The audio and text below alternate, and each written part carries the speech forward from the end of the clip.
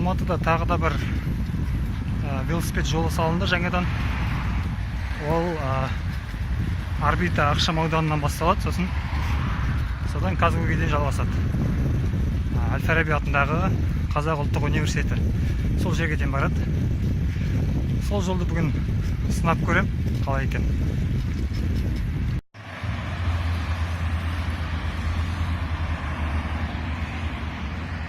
Велосипед жолының шеті осы жерден басталады. Содан Қазақ ұлттық университетіне дейін жалғасады.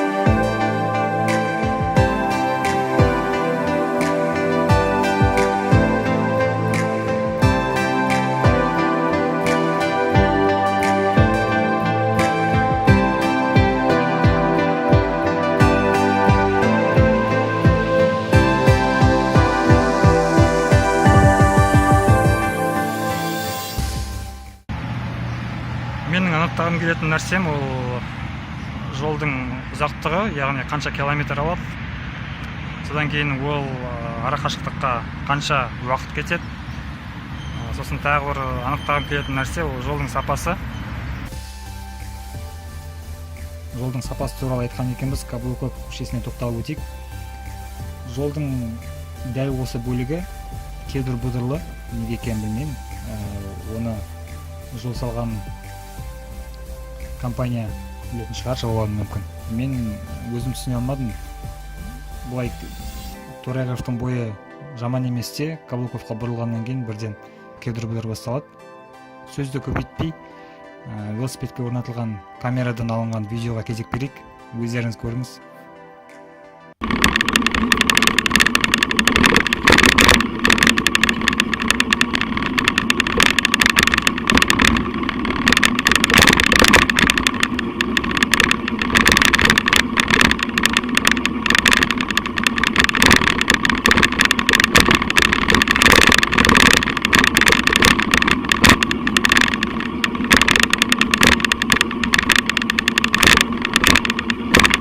Әрине, бұндай ұсақ-түйек олқылықтарға мән бермеуге де болатын шығар, бірақ мен өзім келе жатқанда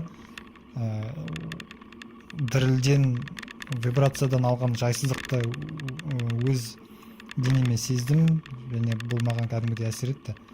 Сондықтан айтып өтуім керек деп ойлаймын. Әрине, бұл шағын ғана бөлігінде болса, мүмкін мән бермеуге болар ма еді, бірақ бұндай кедір-бұдырлар бүкіл маршруттың бойында кездесіп тұрады. Сондықтан бұл минус деп есептеймін.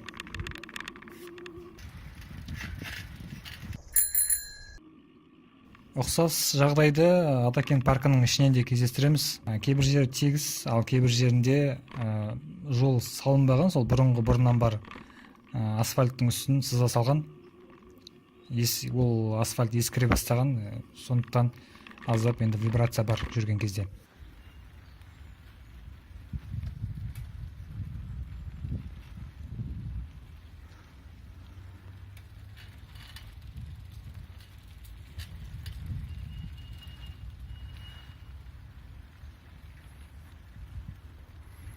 Мүлгіген тыныштық.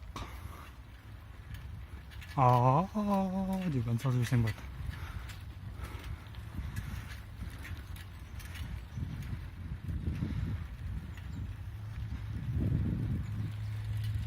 Адамдар.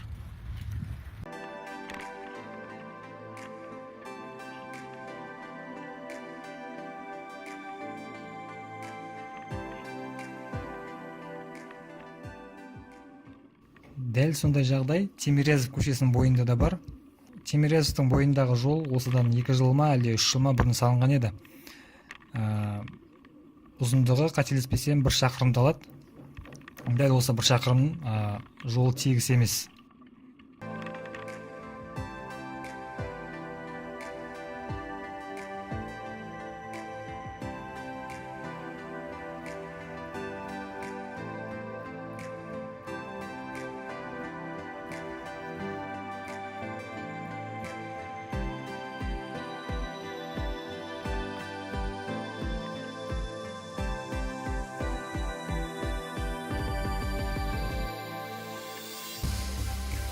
Сонымен аздаған статистика.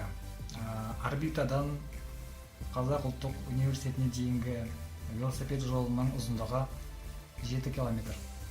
Мен өзім жүрген жылдамдығым, орташа жылдамдығым, яғни максимал емес, 19 км сағат. Жаңағы 7 километрді мен 21 минутта жүріп өттім. Жалпы осы, енді үлкен минусын айттым, ол жолдың кейбір жеріндегі тегіс емес, яғни сапасыздау салынған төселген асфальт. Сосын тағы айтып кететін мәселе бар, ол адамдар, жаяу адамдар. Велосипед салынды, бірақ жаяу адамдардың да жағдай жасалды. Сол велосипедке параллель жаңадан тротуар салынды. Бұл бір. Екіншіден, бұрыннан салынған тротуар бар, бұрыннан келе жатқан. Сонымен жолдың екі жағында 2 тротуар бар, бірақ неге екенін білмеймін, адамдар дәл осы велосипед жолының үстімен жүретін болған. Әсіресе таңертеңгі кезде, балалар сабаққа кетіп бара жатқан кезде, немесе кешкі уақытта, балалар сабақтан келе жатқан уақытта топ-топ болып кетіп бара жатады, кәдімгідей кедергі болады. Әсіресе жоғарыдан төмен қарай түсіп жатқан кезде велосипедтің жылдамдығы шамамен 25-30 км сағат болады. Оқыс жолдың бойына шығып қалатын болса, бала немесе ересек адам, велосипедші тежегішті басып үлгермей қалуы мүмкін. Басқанда да кеш болуы мүмкін, барып соғып өту әбден мүмкін нәрсе негізі. Сондықтан сақтық шаралар керек, адамдарды тротуармен жүруге кішкене үйрету керек. Жалпы велосипед жолының салыну фактісінің өзіне мен қатты ризамын. Осы идеяны бастама қылып көтерген адамға респект. Бұрын білесіздер, қазіргі велосипед жолы салынған жер ол трамвайдың жолы болды. Трамвайды алып тастады. Трамвай алып тастағаннан кейін сол бос жатқан жердің бәріне машина қойып жүрді адамдар. Былайша айтқанда стихиялы түрде паркингке айналып кеткен болатын. Қазір ол жердің бәрі абаттандырылды. Велосипед жолы салынды. Велосипед жолы салынбаған жерлерге газон төселіп жатыр. Жолдың бойына велопрокат станциялары салынды. Отырып демалатын орындықтар салынды. Сондықтан ризамын. Назар аударып қарағандарыңызға рахмет. Сау.